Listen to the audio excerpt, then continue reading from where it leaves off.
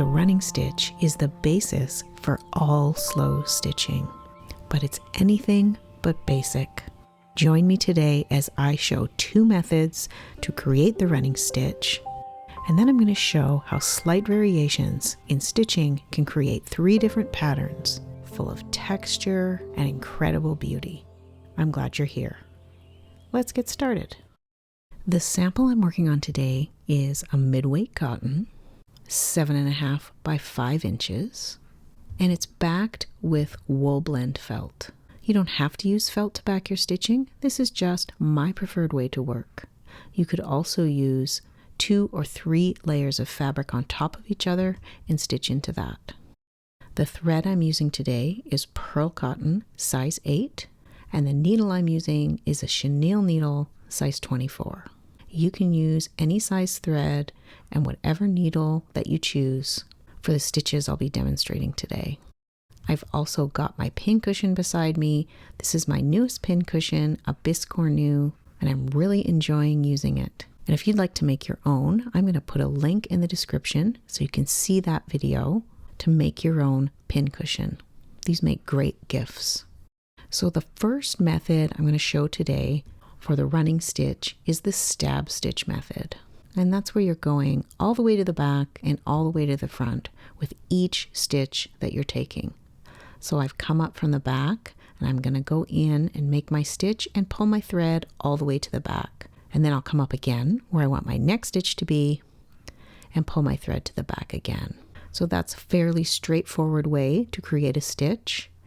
And if you make these stitches in a line, it's going to give a beautiful running stitch appearance. The second way to stitch in a line is to stack up your stitches. And this way, you're not pulling your thread all the way to the back each time.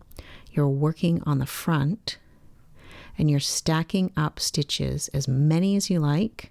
I'm going to go in, still going through to the back, and then poking my needle to the front.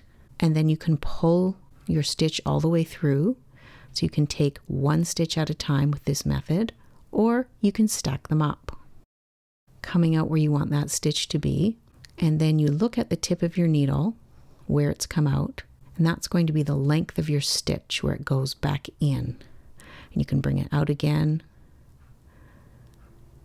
see the length of your stitch, and then poke it in and poke it out. And you can go in and out and in and out this way. If you have a longer needle, you can stack up quite a few stitches before you have to pull through.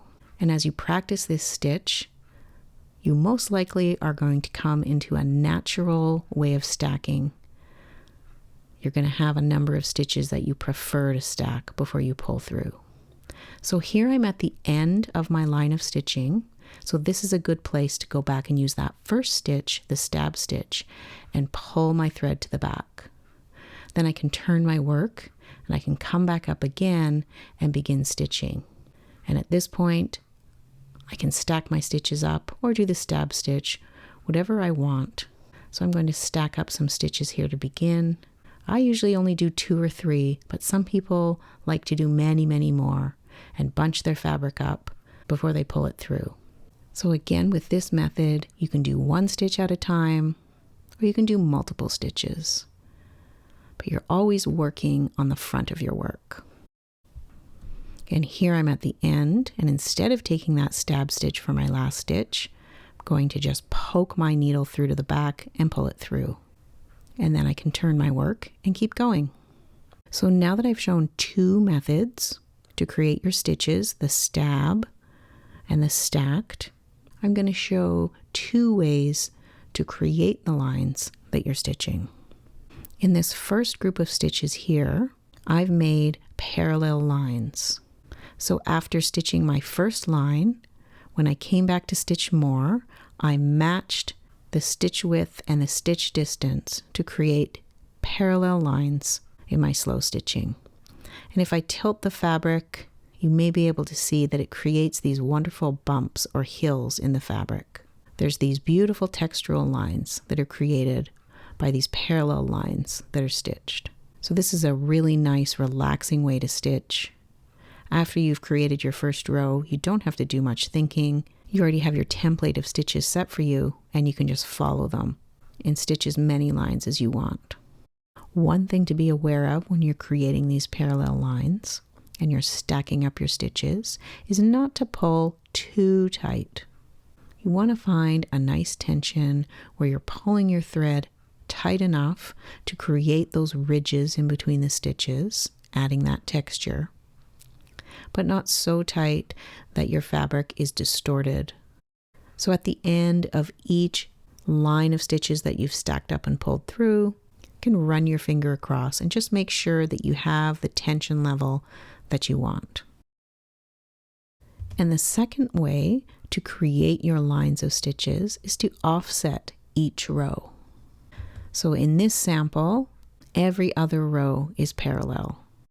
And stitching this way still creates a beautiful texture and gathering in your fabric, but it's offset, so it's a slightly different look.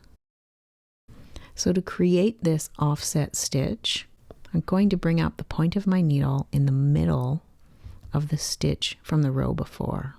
So there my thread is in the middle of that last stitch, and then I'm going to take my needle and I'm going to go down, matching the beginning of the next stitch, and then come out again in the middle of that stitch.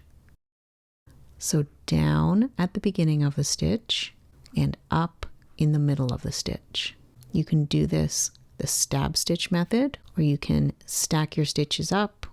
You can work on the front, taking one stitch at a time. Whatever method you want will work for this, as long as you're going down at the beginning of the stitch from the row below and then coming up in the middle of that stitch. And once you start creating these offset stitches, it becomes automatic. It's equally relaxing to making parallel stitches. So I just work my way down the row this same way. And when I get to the end, I'm going to turn my work and start my next row doing the same thing. I'm going to come up in the middle of that last stitch that I took, and then I'm going to go to the next stitch and go down at the beginning of it and up in the middle. And I go down and up and down and up, and I can stack my stitches up and direct my needle where I want it to be and create that offset row. So there's my offset stitches. It's a slightly different effect. So you can see in two spots here, I've created offset and parallel stitches. So far, we've done the stab stitch and stacking up stitches. Those are two ways to create the running stitch. And then we've done the parallel and the offset stitches, which are two ways to present your stitches. So now I want to show one more variation for the running stitch, and that's to create rounded lines. With this method, you can make any shape, round or oval. This first one I'm going to do, I'm going to work in a spiral starting in the center. So I come up and take a stitch, and what I'll do is I'm going to turn my work. I'm going to take a stitch. I'm going to work a spiral that's going to get bigger and bigger. I can work on top of my piece, stacking up stitches. I can take one stitch at a time from working at the front, and I can even do a stab stitch. It doesn't matter. It's going to look the same. I'm going to keep turning my work and taking stitches. Now these are going to end up being stitches of different sizes, and that's okay. It's really the shape I'm going for. And to create that rounded shape, I may be taking some small stitches to turn corners. So I'm going to keep going here, around and around, until I get to a point where I can't keep increasing that spiral without running into stitches that I've created before. And at that point, I can either stop and leave that spiral as it is, or I can continue to grow that shape, working on one side and then the other. So now I'm coming to a point where I'm getting right up against those other stitches. On this one side, I've stitched probably as far as I can go. So I'm going to continue that shape until I get to that next barrier of stitches. And then I can continue building this shape one side at a time. So I've continued creating this shape on this one side, And when I've finished filling that in, then I can jump over to the other side and do the same thing and continue to create that rounded shape. So now I've completed this round shape in the center of my stitching, and I want to add some more of these rounded shapes on the rest of this sample. So I've jumped over here and created a round shape in exactly the same way that I made the one in the center. I started in the middle and I worked my way out. And I stopped stitching this circle when the circle got all the way to the edge of my fabric. So I could continue with this shape and fill in above and below this circle and turn it into an oval. And the other option is to fill it in with straight running stitches, matching the pattern that's already there. So to do that, I'm going to come up at the edge of my circle and I'm going to be looking at those straight offset running stitches that are beside it. And I'm going to match those stitches and fill in that top area. And it's a small space, so I only need to take a couple of stitches for each row. And I'm going to continue to offset them. And I'm going to work all the way out to the edge. So here's that straight stitch that I've placed at the top of that circle. And I'm going to do the same thing underneath. And that's going to integrate all of the stitching. Here it is. I've added that stitching along the bottom, and I've also brought that running stitch beside it all the way to the edge of my fabric. So even though I've got 3 types of stitches now, parallel, offset, and rounded, because it's all filled in, it's really fitting together nicely. Now, one other way that you can create shapes in your stitching is to trace the fabric design.